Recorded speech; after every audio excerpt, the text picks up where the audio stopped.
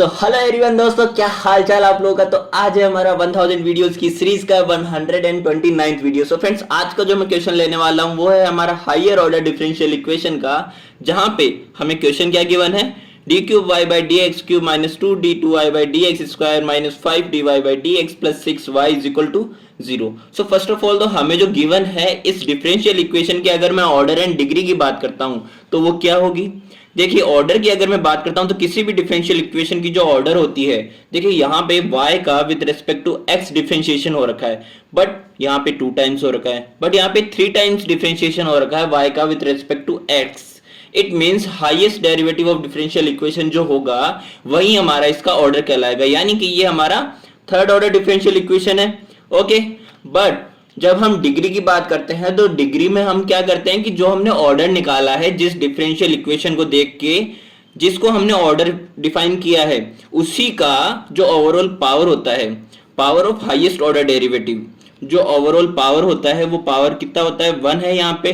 तो ये क्या हो गया, फर्स्ट डिग्री डिफरेंशियल इक्वेशन हो गई। ओके, अब हम बात करते हैं कि यहाँ पे जो हमारी डिफरेंशियल इक्वेशन है हायर ऑर्डर, इसमें Rx इज इक्वल टू 0 है। जो हमारा RHS है वहां पे किसी भी तरह का ना ही तो लीनियर, ना ही क्वाड्रेटिक, ना ही कोई एक्सपोनेंशियल, किसी तरह का कोई एक फंक्शन नहीं है। इट मींस Rx यहाँ पे ओनली x का फंक्शन आता है, बट यहाँ पे x इज इक्वल टू 0 है, Rx इज इक्वल टू 0 है। इट मींस ये हमारा होमोजीनियस इक्वेशन की कैटेगरी में आता है। ओके, तो होमोजीनियस इक्वेशन है तो हम कंबाइंडली क्या कह सकते हैं कि हमारा ये जो है first degree third order, first degree third order and homogeneous differential equation है। ओके, सो अभी हमें क्या करना है कि ये जो होमोजीनियस डिफरेंशियल इक्वेशन हमें मिली है, इस होमोजीनियस डिफरेंशियल इक्वेशन को कन्वर्ट करना है ऑक्सिलरी इक्वेशन में, एंड देन हमें इसका क्या निकालना है, रूट्स निकालना है, एंड देन उससे सॉल्यूशन निकालना है। So now we have to solve this differential equation by converting it in auxiliary equation by substituting y is equal to e to the power mx।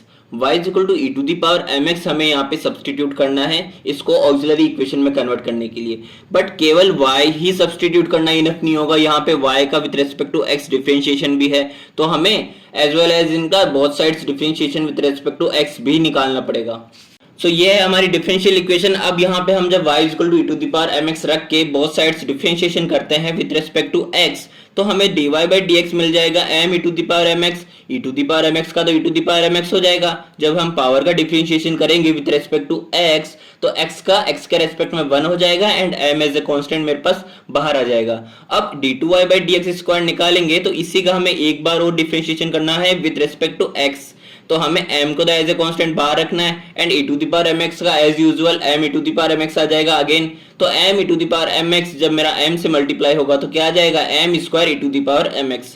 Conclusion ये है कि जब आप जिस ऑर्डर का यहाँ से डिफरेंशियल निकाल रहे हो ना इस y का, तो उसी ऑर्डर का यहाँ पे m का पावर होता है, यानी कि जब आप D cube Y by D X cube निकालोगे तो m क्यूब आएगा, e to the power mx आएगा। तो अब इन तीनों चारों इक्वेशन को हम जब हमारी डिफरेंशियल इक्वेशन में रखेंगे तो हमारे पास में डी क्यूब वाई की जगह पे आ जाएगा m cube e to the power mx minus वहां पे 2 जो था एज ए कांस्टेंट, तो 2 को एज इट इज रहने देना है, d2y बाई dx स्क्वायर की वैल्यू रखेंगे m square e to the power mx minus 5m e to the power mx plus में 6 e to the power mx is equal to 0।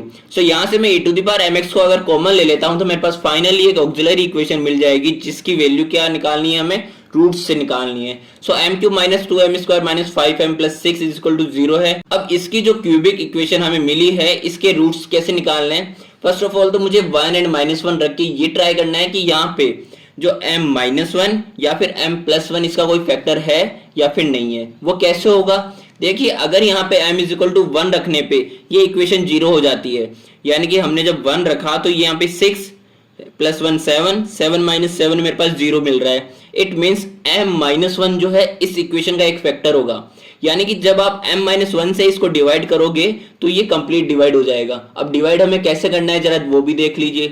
तो m-1 से जब हमने डिवाइड किया, यहाँ पे m क्यूब में m कितनी बार जाएगा, m स्क्वायर टाइम्स जाएगा, तो m स्क्वायर को मैंने इन दोनों के साथ मल्टीप्लाई किया, तो m स्क्वायर को मैंने इन दोनों के साथ मल्टीप्लाई किया तो मेरे पास आ गया m cube minus m square. तो यहाँ से जब मैं माइनस करूंगा तो m क्यूब से m क्यूब कैंसिल आउट हो जाएगा एंड यहाँ से आ जाएगा minus 2m square plus m square minus m square. So ये वाले मैंने रिमेनिंग टर्म्स को नीचे लिख दिया है।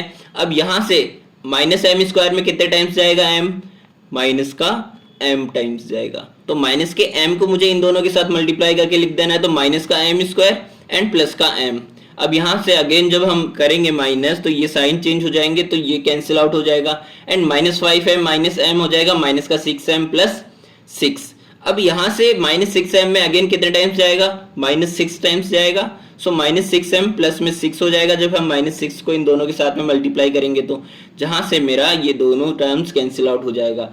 तो मैं फाइनली जब मेरा ये डिवाइड हो चुका है तो मैं लिख सकता हूँ m माइनस 1 एंड जो मेरा मिला है यहाँ से m square minus m minus 6 is equal to 0। So now जब आप इसके फर्दर फैक्टर्स करेंगे तो मेरे को m square minus m minus 6 जो क्वाड्रेटिक इक्वेशन है इसके फैक्टर्स किस तरह से करने हैं। देखिए हमें यहाँ पे माइनस m को इस तरह से दो टुकड़ों में तोड़ना है कि आप उन दोनों को जब मल्टीप्लाई करो तो मेरे पास आए माइनस का 6m स्क्वायर, यानी कि minus 3m multiply by 2m क्या आ जाएगा, माइनस का 6m स्क्वायर। एंड आप जब इनको सॉल्व करो माइनस 3m प्लस 2m करो तो मेरे पास आना चाहिए वो इसके इक्वल आना चाहिए, यानी कि माइनस m ही आ रहा है यहाँ से।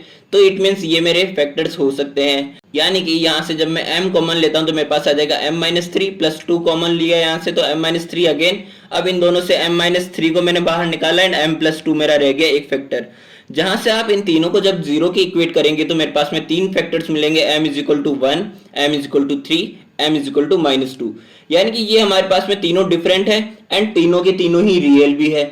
सो रियल एंड डिस्टिंक्ट रूट्स हमें मिल गए हैं, बट इनका सॉल्यूशन कैसे लिखते हैं ऑक्सिलरी इक्वेशन में जब हमें रियल एंड डिस्टिंक्ट रूट्स मिलते हैं तो उसके सॉल्यूशन देखिए, y is equal to c1 e to the power x plus c2 e to the power 3x plus c3 e to the power minus 2x।